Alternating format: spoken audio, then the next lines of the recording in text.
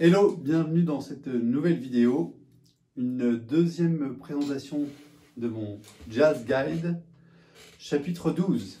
Voilà, j'ai fini le Jazz Guide, j'ai écrit 12 chapitres et le 12e chapitre, je fais des petites vidéos et je vous propose plein d'accompagnements.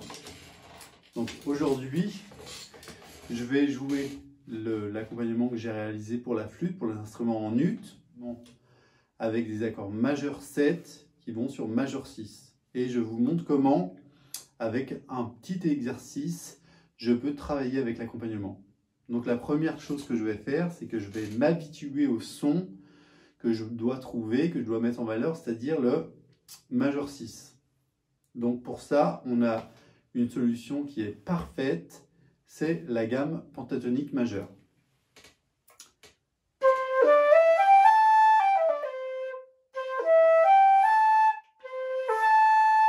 Là, direct, on a notre sixte qui est mise en valeur. Donc je vais faire ça dans toutes les tonalités avec mon cycle parallèle majeur. D'accord. Par rapport aux enregistrements que j'ai réalisés, c'est toujours le même enchaînement d'accords. On commence toujours par Do. Do à la flûte, Do au ténor, Do à l'alto. Donc, c'est pour ça que j'ai dû faire plein d'accompagnements. Donc, on va suivre le cycle parallèle pour la flûte à partir de Do. Do, Fa, Sol, Si bémol, Ré, Mi bémol, La, etc. Et sur ce premier accompagnement, je vais m'entraîner juste à jouer la gamme pentatonique pour entendre la sonorité de la gamme pentatonique. Et je ne vais pas faire ça comme un exercice en montant et en descendant la gamme. J'essaye vraiment d'utiliser la gamme et de voir ce que je peux en faire en improvisant rythmiquement. Par contre, je vais quand même jouer très conjoint. On y va.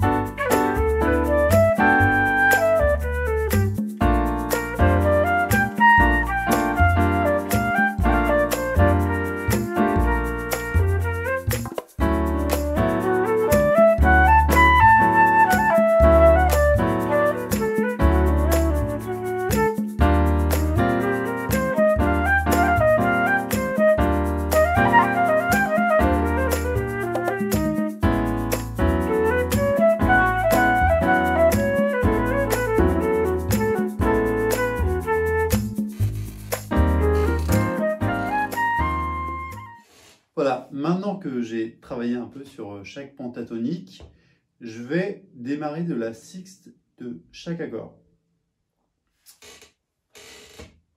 Et j'utilise toujours, évidemment, la gamme pentatonique.